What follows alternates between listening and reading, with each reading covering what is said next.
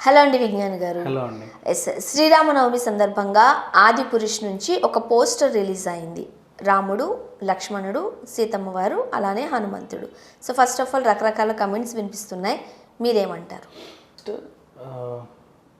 చాలామంది మాట్లాడుకున్న తీరు ఏంటంటే ట్రైలర్ రిలీజ్ అయినప్పుడు మాత్రం చాలామంది విమర్శలు వచ్చాయి ఒక రేంజ్లో విపరీతంగా. లైక్ సీతాదేవి నారచీర కదా కట్టుకునేది, ఏదో షిఫాన్ సిల్క్ శారీ కట్టుకుని ఉయ్యాల్లో ఊగుతుంది, బ్లౌజ్ కూడా లేదు అని చెప్పేసి అదొకటి.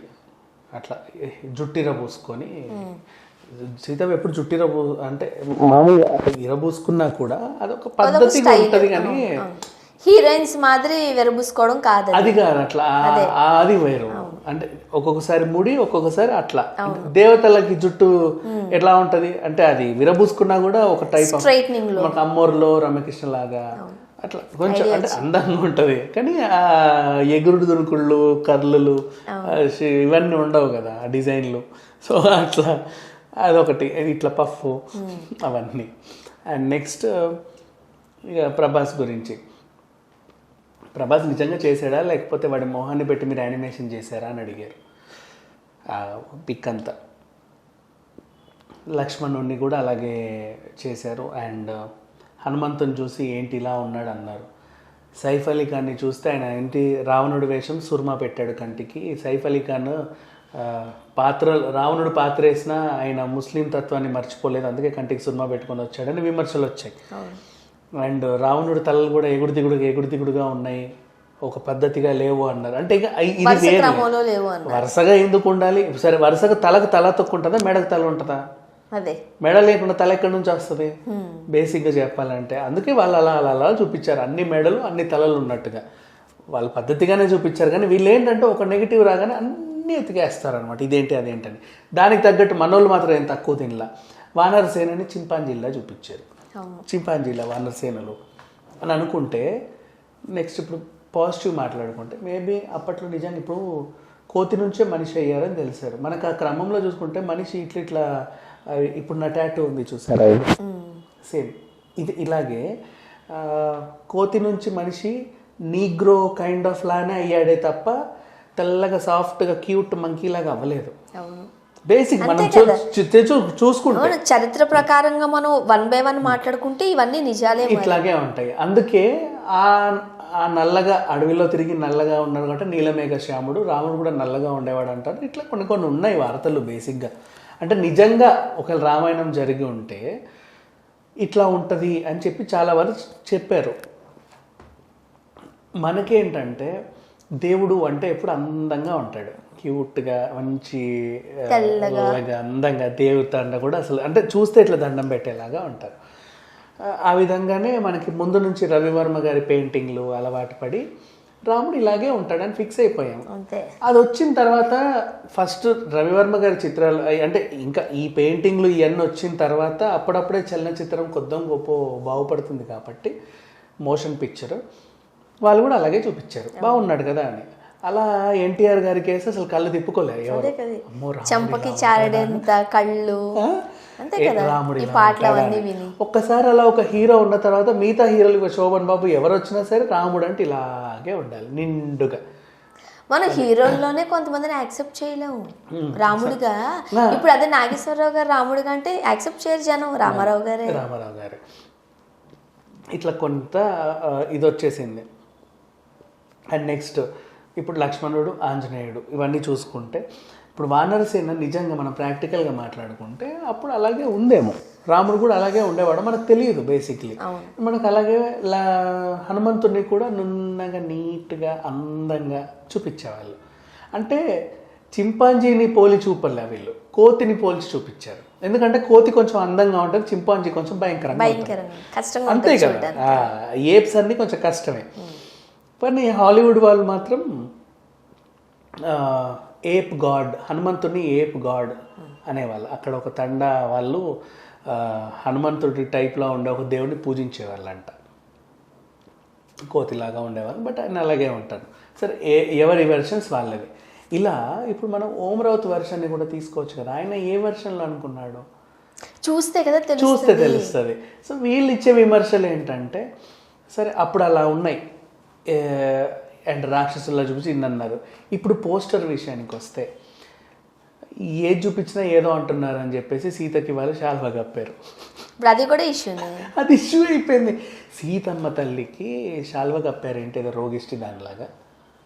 అట్లా లేదు. మా సీత నారచీర కట్టుకొని మెళ్ళ ఏదో బాగుంటే నగలేసుకునేది, ఏం లేకపోతే రుద్రాక్షలను వేసుకుంటుంది. మీకెందుకు, మీకు అవసరమా? అవును, ఏమంటారు, అడవికి వెళ్ళినప్పుడు నారచీర కట్టుకున్నారు. అంతఃపురంలో ఉన్నప్పుడు రాముని పెళ్లి చేసుకునేంత వరకు ఆమె కూడా రాజు కూతురే కాబట్టి ఆమె కూడా నగలు వేసుకునేవారే కదా ఉండేది. కానీ ఇప్పుడు నువ్వు శాల్వా ఎందుకు కప్పావు? ఆమెకి ఏం రోగం వచ్చింది చెప్పు ఫస్ట్.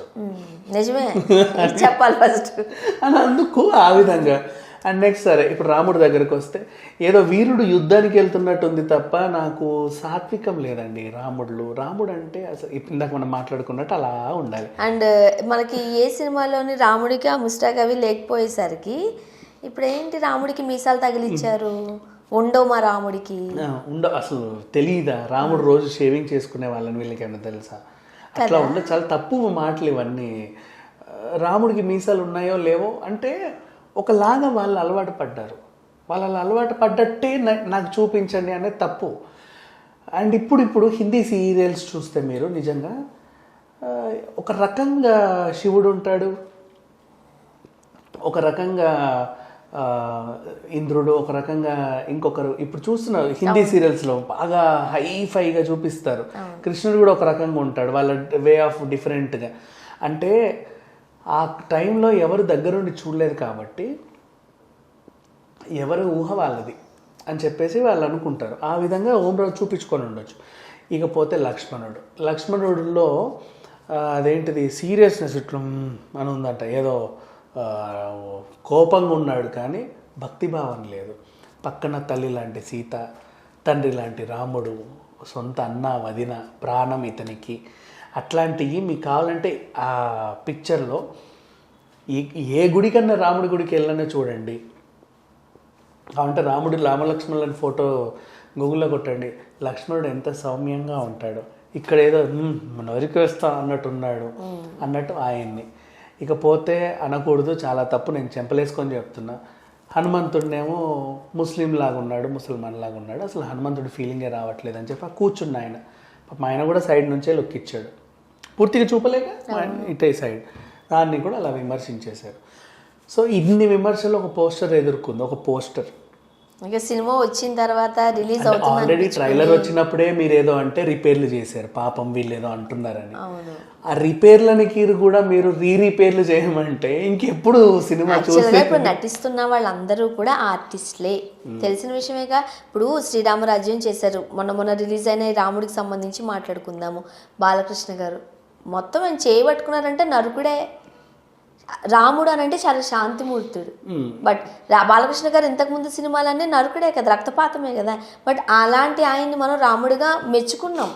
అండ్ శ్రీకాంత్ గారిని లక్ష్మణుడిగా మనం మెచ్చుకున్నాం. కానీ ఇక్కడ వీళ్ళ ప్రాబ్లం ఏంటంటే, మెచ్చుకోవాలంటే మీరు సౌమ్యంగా చూపించండి, సాత్వికంగా చూపించండి. రాముడిని ఇట్లా ఏదో మంచిగానే చూపించారు కదా, వాళ్ళు బాగానే చూపించారు. వాళ్ళ ఎందుకు నచ్చట్లేదు, వాళ్ళ అభ్యంతరం ఏంటంటే ఆ తోలు బొమ్మలు. ఇప్పుడు లెదర్ అంటేనే తోలు.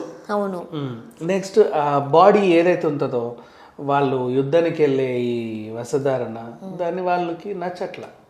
చూద్దాం, అది సంగతి. మా రాముడు ఏ సినిమాలో చూసినా అలాగే వెళ్ళాడండి యుద్ధానికి. ఏదో కత్తులు కార్పణాలు తగలొద్దని అట్లా పట్టుకొని బాహుబలి కత్తి పట్టుకొని వెళ్ళాల. మీరు అవన్నీ ఎందుకు ఇస్తారు రాముడికి అనేది వాళ్ళ వాదన. సో వీళ్ళు కూడా పోస్టర్లో చిన్న చేంజెస్ చేసినా రాముడిని మాత్రం మళ్ళీ అలా చూపిద్దామని ట్రై చేశారు. ఏదో చెప్పాలనుకుంటున్నారు కానీ వీళ్ళేమో చెప్పని ఇట్లా. అంతకుముందు పద్మావతి విషయంలో కూడా నడుము కనబడింది, మీరు అవమానించారు అండ్ మళ్ళీ క్షత్రియ పుత్రులను అవమానించారని చెప్పేసి అన్నారు, రాజ్పుత్రులను అవమానించారని. పద్మావతి చూశాక ఎంత మంచి విషయం తెలియదు, దేవతలా చూపించారు పద్మావతిని. పఠాన్ దీపికా పదుకొని ఇట్లేసింది మీరు నాశనం చేశారన్నారు. లాస్ట్కి ఏమైంది, బీజేపీకి సపోర్ట్ చేసింది ఆ సినిమా. ఏమని, వాళ్ళ ఆర్టికల్ అది రద్దు చేస్తే వీళ్ళు కూడా దాని గురించే సినిమా తీసి చూపించేసరికి నీట్గా వెళ్ళింది. అలా చూద్దాం అసలు వాళ్ళు ఏం చెప్పాలనుకుంటున్నారో తెలియాలంటే ఇంకొన్ని రోజులు వెయిట్ చేయాల్సిందే. Thank you so much.